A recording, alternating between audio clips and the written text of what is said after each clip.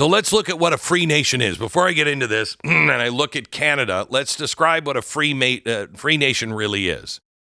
Democracies and free nations can exist, but it's rare and historically very fragile. So here are the core hallmarks and pillars that actually determine whether a nation will remain free.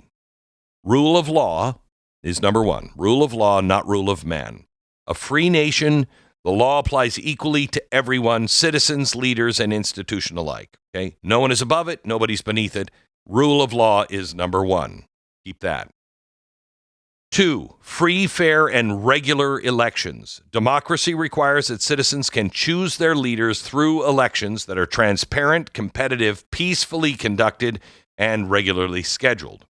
Power must also transfer peacefully when people decide. Without that, voting becomes theater. Okay, number 3, protection of individual rights. This is the dividing line between pure democracy and a free society. In a truly free nation, certain rights can not ever be voted away, even by a majority. That's freedom of speech, freedom of religion, freedom of assembly, and due process. Documents like the Constitution and Bill of Rights exist for this reason. Number 4, separation of powers. Powers are divided so no single person or group can dominate. Legislative, they make the laws. Executive, they enforce the laws. Judicial interprets the laws. This is that's a free society. Anytime there's friction in that, it's usually, people bring that friction in on purpose. 5, independent judiciary. Courts have to be able to rule against the government without any fear.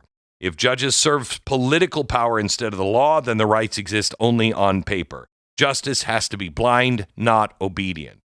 6, free press and open information. Free nation requires a press that can question authority, investigate wrongdoing, inform the public without censorship. 7, civilian control of the military. 8, protection of minority rights. 9, economic freedom and property rights. And 10, a culture that values freedom. Okay, that's what I'm looking for. Now let's see if we can, let's look at Canada and see, are they a free nation anymore? Because show me your friends and I will show you your future. Okay. Let's start with the basics of any real democracy, and that's accountability. In 2021, Parliament discovered that a scientist in Canada's highest security lab had shipped live Ebola to the Wuhan Institute of Virology and collaborated with the Chinese military on bioweapons research. Kind of a big deal, right? Do we have anything like that? So what happened in Canada? The House ordered the documents 4 times. The Liberal Party blocked it every single time. They sued, they stonewalled, they even called for a snap election to kill the investigation. So what is that? That's rule of law being violated and separation of powers being violated. Remember, those are 2 out of the 10 things that you have to have if you're going to be a free nation. 3 years later, the Auditor General exposed the almost $400 million in outright corruption. But again, Parliament, the Liberals, shut it down. Accountability, independent oversight violated. Then Trudeau resigned. And 1/3 of 1% of Canadians, the elite inner circle, handed the Prime Minister's office to Mark Carney. They tried to do that here when they tried to hand the nomination, and did hand the nomination, to Kamala Harris.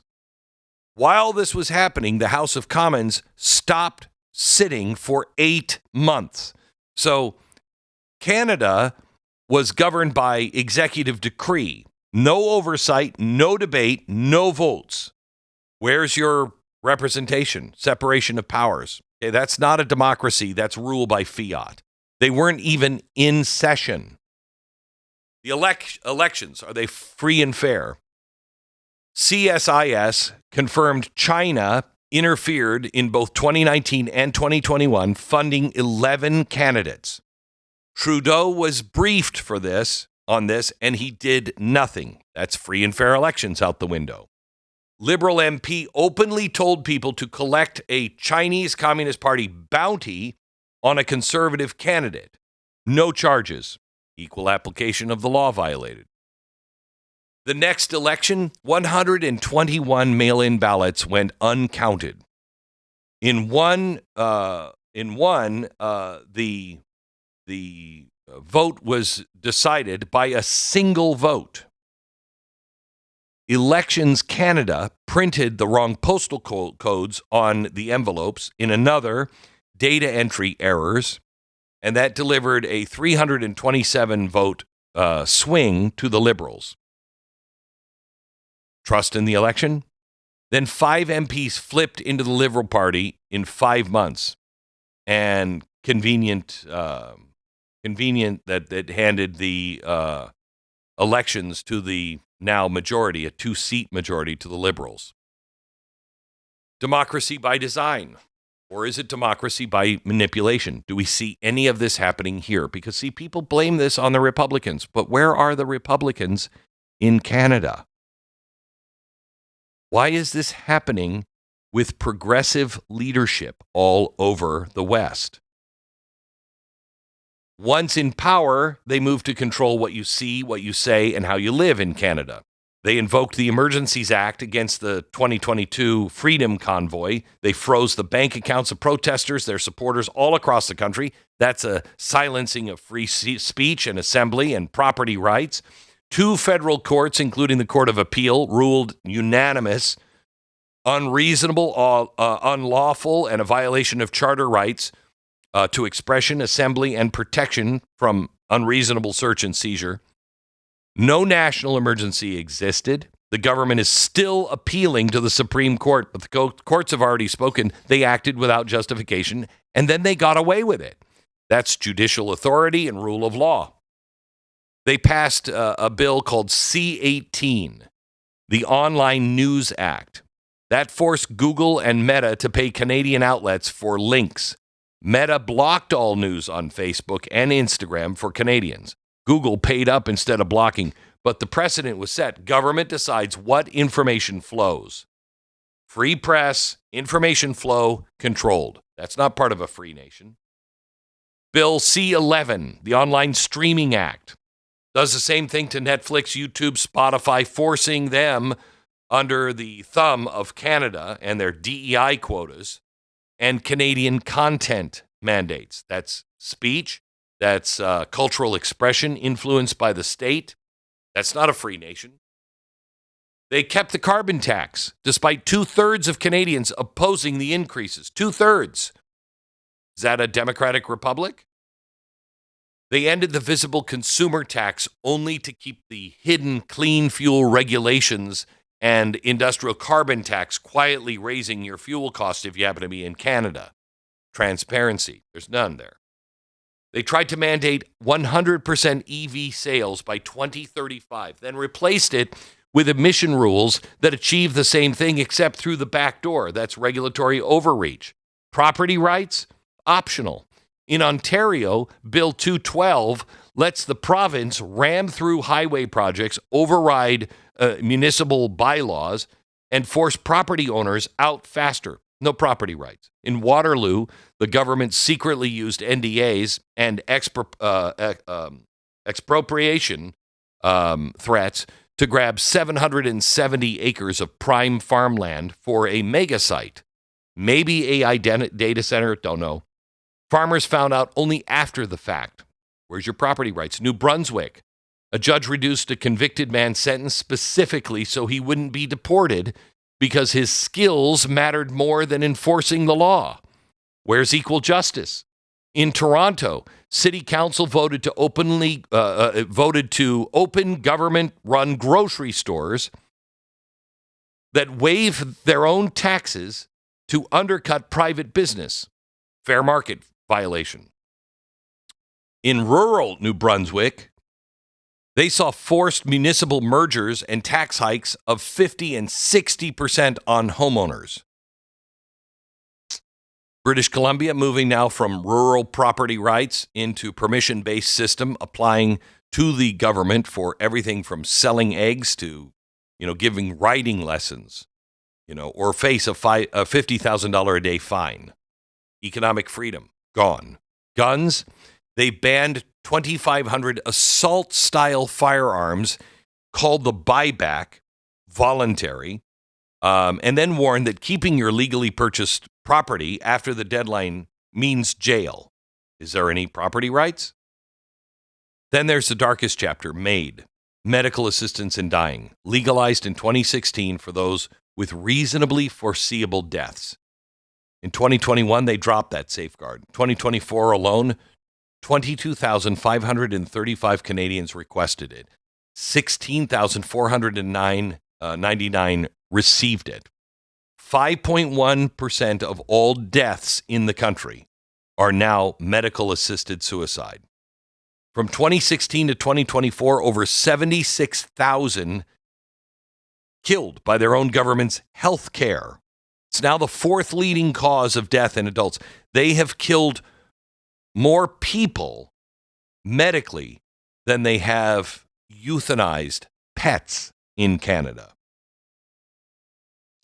Meanwhile, socialized medicine, patients are averaging 28 weeks for treatment, 3 times longer than in 1993. Some doctors are offering MAID for back pain, curable conditions, mental health. When the state controls your health care and offers death as a solution to its own failures, you're no longer a citizen, you're a cost center.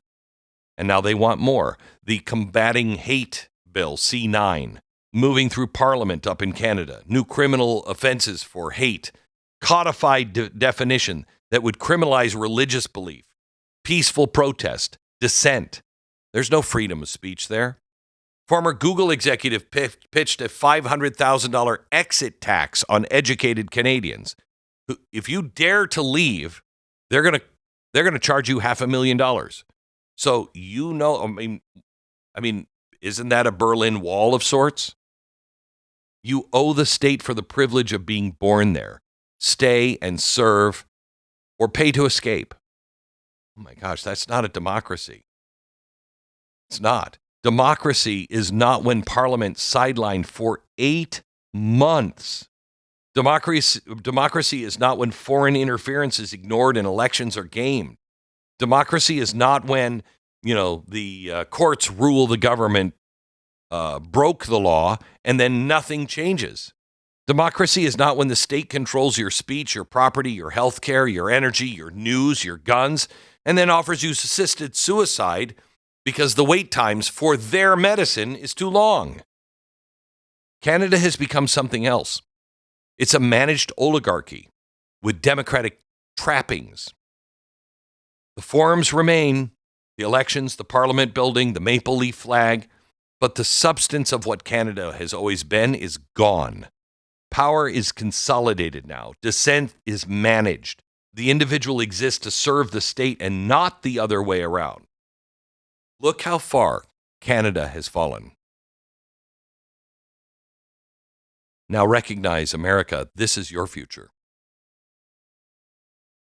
We are already letting unelected bureaucrats and activists and judges rewrite the rules. If we allow and tolerate foreign interference and media capture, if we accept that the government can freeze your bank account for protesting, seize your farm for progress, if we trade liberty for equity, safety, and Canadian content, we're going to wake up in the morning in exactly the same place. I wanted to show you what was happening in Canada.